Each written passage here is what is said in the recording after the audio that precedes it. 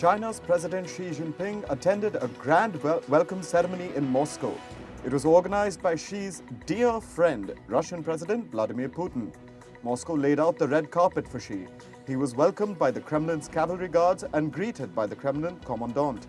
The two leaders stood side by side as a military band played out China's and Russia's national anthems.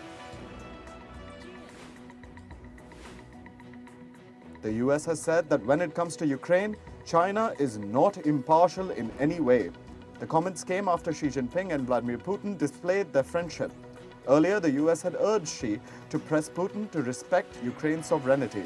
A joint statement by China and Russia accused Washington of undermining global security and NATO of barging into the Asia-Pacific region.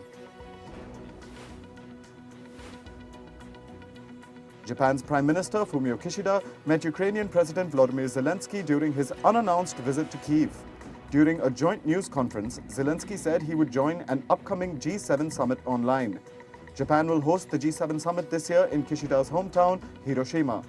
Kishida's visit comes in the backdrop of Xi Jinping's visit to Moscow.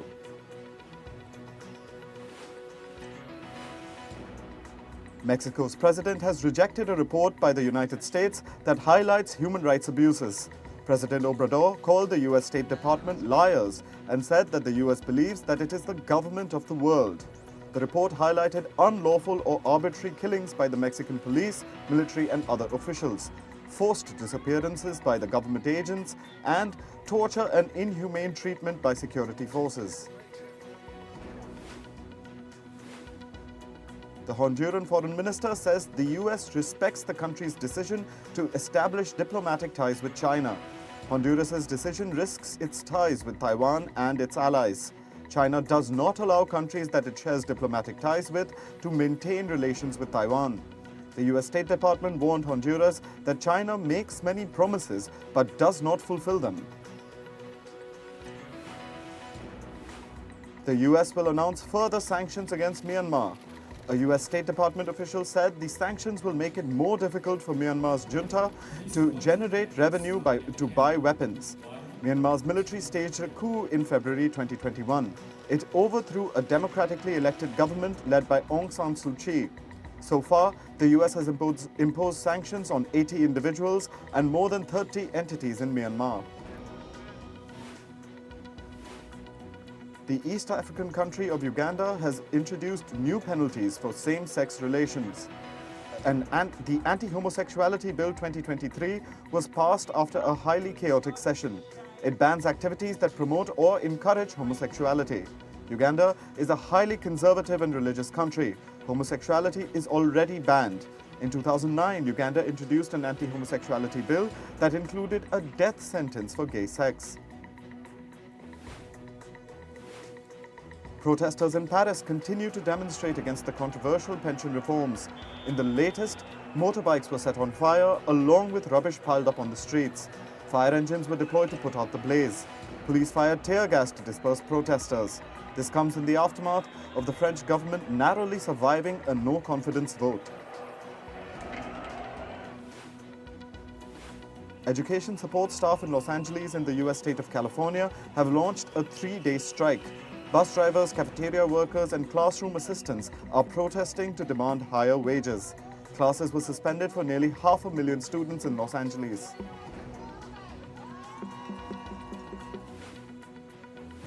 The Prime Minister of Greece has announced that the country will hold elections in May.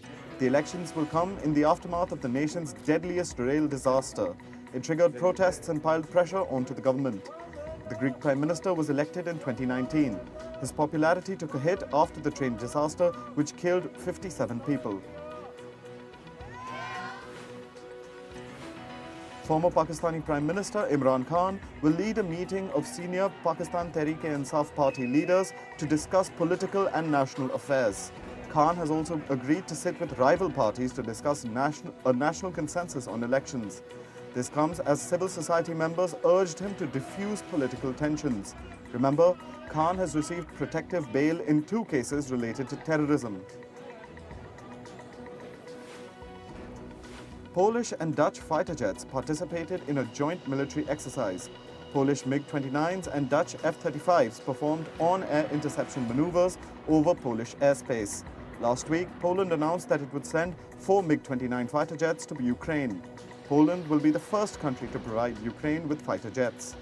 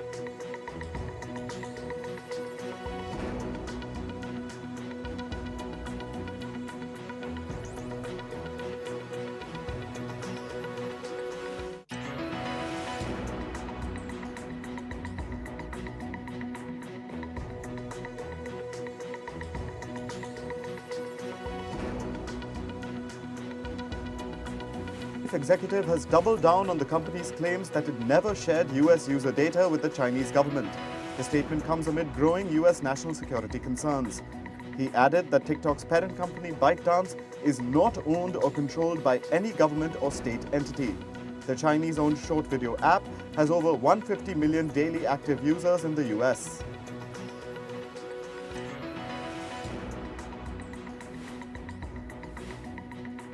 Credit Suisse's merger with UBS may lead to some layoffs in India.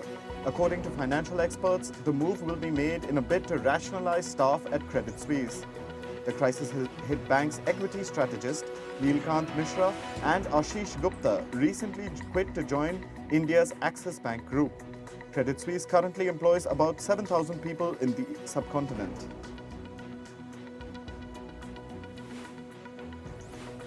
Entertainment giant Disney is preparing multiple rounds of job cuts before its April 3rd annual shareholders meeting. The first job cuts are being targeted for as early as next week. March 30th or March 31st have also been floated as possible dates. Insiders say there will be a big layoff wave in late April. They're describing the next round as the big one or a bloodbath. Wall Street CEOs and US officials are discussing an intervention at the First Republic Bank. They're reportedly exploring the possibility of government backing to encourage a deal.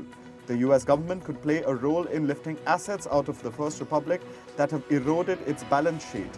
Additional ideas include offering liability protection, applying capital rules more flexibly, and easing limits on ownership stakes. Dozens of American companies, including Netflix and Boeing, are in Vietnam this week. They're hoping to push further into the fast-growing Southeast Asian economy.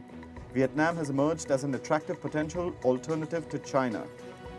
American companies are looking to diversify their markets and supply chains. Senior executives from 52 US firms are taking part in this business mission.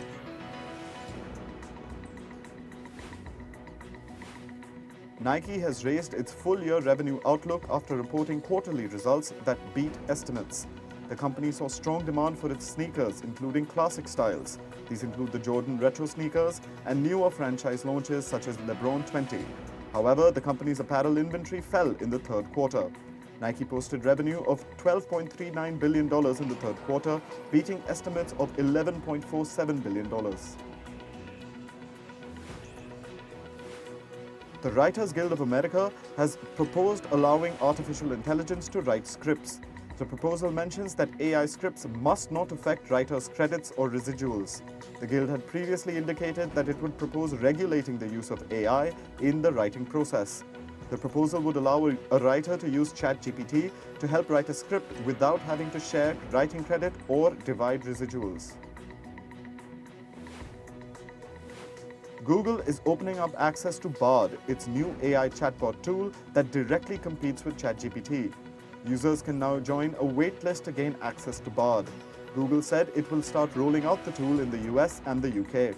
The news comes as Google, Microsoft, Facebook, and other tech companies race to develop and deploy AI-powered tools.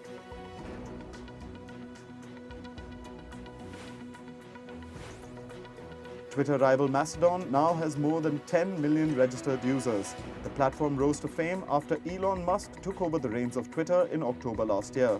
Several celebrities and journalists have joined the Germany-based platform. They made the move after flagging potential misinformation concerns with Twitter. The world's first electric air taxi network is preparing for the 2024 Paris Olympics. The vehicles are being called the Volocity air taxis. They will fly with one passenger and one pilot. There will be 5 vertiports where passengers can board the vehicles. The first vertiport opened in November and is functioning as a test center. The team of experts is currently thrashing out whether they need extra landing pads in case of problems. A 6.5 magnitude earthquake struck Pakistan and Afghanistan on Tuesday. At least 11 people were killed. More than 100 people were hospitalized in the Swat Valley region. The earthquake triggered landslides in some of the mountainous areas. Its tremors were felt in Tajikistan and India. Parts of the US state of California witnessed yet another onslaught of harsh weather. Drone videos show roads and farmland submerged. Homes and vehicles have also been inundated by floodwaters. California witnessed its 12th atmospheric river storm. Forecasts predict up to 3 inches of rain in the coastal regions. Climate activists gathered in Washington, D.C. to protest against banks financing fossil fuel projects. The protesters sat in their rocking chairs at the entrances of Citibank, Wells Fargo, Bank of America, and JP Morgan Chase. This played out just a block away from the White House. Protesters cut up their credit cards and pledged to quit what they call big, bad climate banks. The United Nations has said that overconsumption and climate change have led to severe water shortages around the world, and it has become an endemic. It has pointed out that 2 billion people lack access to safe drinking water and more than 3 billion lack access to sanitation. The UN has also warned that global warming will worsen the shortages in areas with presently abundant water. The Chinese capital Beijing was affected by dense sandstorms. It severely impacted visibility. A yellow sandstorm warning was issued. The sandstorm has caused pollution levels to increase drastically. Beijing has recorded an air quality index of 500. This is considered very hazardous to human health. An NGO in Brazil planted over 30,000 trees to reforest a mangrove wetland. This is to mark Water Day.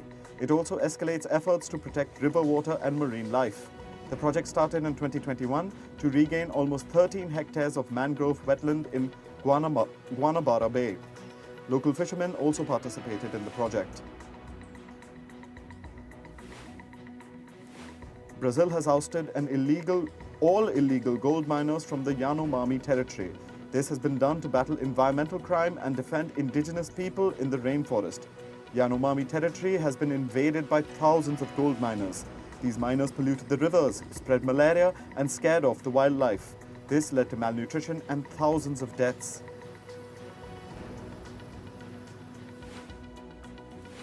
The population of monarch butterflies arriving in Mexico this year fell by 22%. Millions of monarch butterflies migrate to Mexico's forests in winters for their hibernating period. In recent years, climate change has caused a considerable impact on the butterflies' migration pattern. Mexico's Michoacan state houses the country's largest butterfly reserve. Moving on to sports, we begin with cricket. India's men in blue are facing Australia for the final ODI in Chennai's Chepauk Stadium today. The crucial decider is underway. Australia have won the toss and decided to bat first. India registered a 5-wicket win against Australia in the series opener at the Wankhede Stadium in Mumbai on Friday. However, the visitors bounced back in the second ODI at the Dr. Y.S. Rajasekhara Reddy Stadium to level the series. In football news, Arsenal is set to take on Major League Soccer All-Stars in July. Arteta's team will journey to Washington, D.C. on July 19th. The MLS All-Stars team has roped in former English striker and legend Wayne Rooney to coach them for the iconic exhibition match. Bayern Munich edged past Arsenal 1-0 in the first leg of their UEFA Women's Champions League quarter-final tie. Leah Schuller's first half header proved enough for the hosts to outclass the Gunners. Arsenal failed to get the ball past Munich's goalkeeper despite creating multiple chances through the game. The second leg of the tie will be played at Arsenal's Emirates Stadium. England's Jack Grealish has said that the whole squad backs manager Gareth Southgate's decision to stay on as the team's manager. Grealish added that Southgate's decision will help the team reap rewards at next year's European Championship.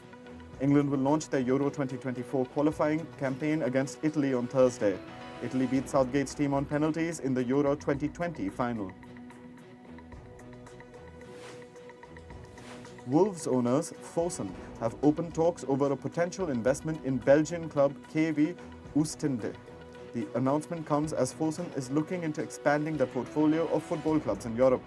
Fosun officials are set to meet representatives from the Belgian club's owners, Pacific Media Group, later today. The Belgian club is currently facing relegation from the Belgian top flight. A decision on Antonio Conte's Tottenham future is expected in the next 48 hours.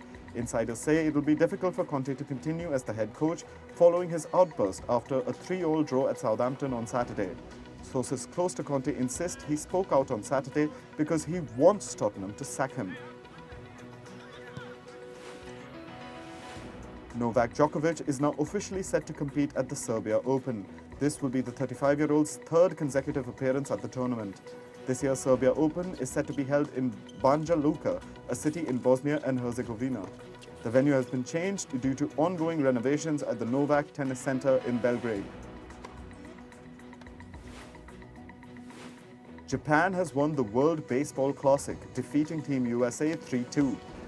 The game ended in dramatic fashion. Japan's Shohei Ohtani struck out his Major League Baseball teammate Mike Trout with a full-count slider. Japan won all 7 games it played in the tournament. The next version of the World Baseball Classic will be held in 2026. Lewis Hamilton has revealed that his comfort is being held back in this year's Mercedes Formula One car. Hamilton has blamed a specific design element not suiting him for the dismal performance in the ongoing 2023 season. He thinks his situation could be helped by the team bringing more downforce to its car. Hamilton is also pushing for Mercedes to make the car's rear more stable. He placed 5th in last Sunday's Saudi Arabian Grand Prix.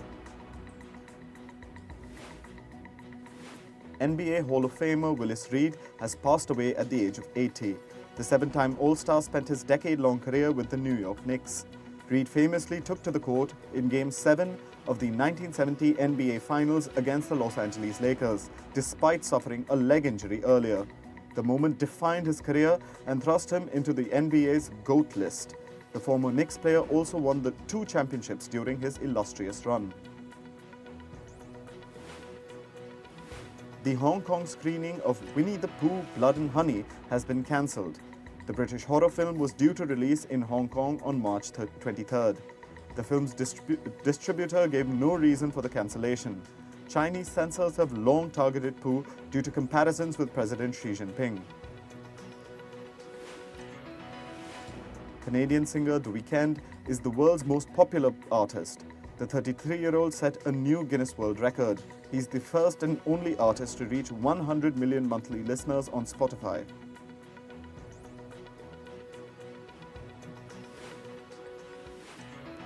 Amitabh Bachchan gifts his Shahenshah jacket to a Saudi fan. The 80-year-old actor wore the jacket for his 1988 hit film. The black jacket has a steel arm. The arm alone weighs 18 kgs. The fan said, "You are an honor not to India only, but to the world." Actor Dylan Sprouse and model Barbara Palvin are engaged. Palvin was photographed with the ring at a recent Mammoth Film Festival. Former Disney child actor Sprouse met Palvin at a party in 2017. The couple made their relationship official in 2018. Actor Vanessa Hudgens is making a travel documentary. The half-American, half-Filipino actor will make her first trip to the Philippines. The 34-year-old will travel across her mother's birth country.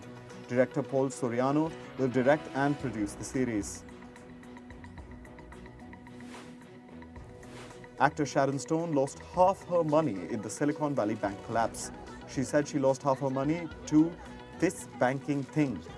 The actress shared the news at a cancer fundraiser. Silicon Valley Bank collapsed on March 10th.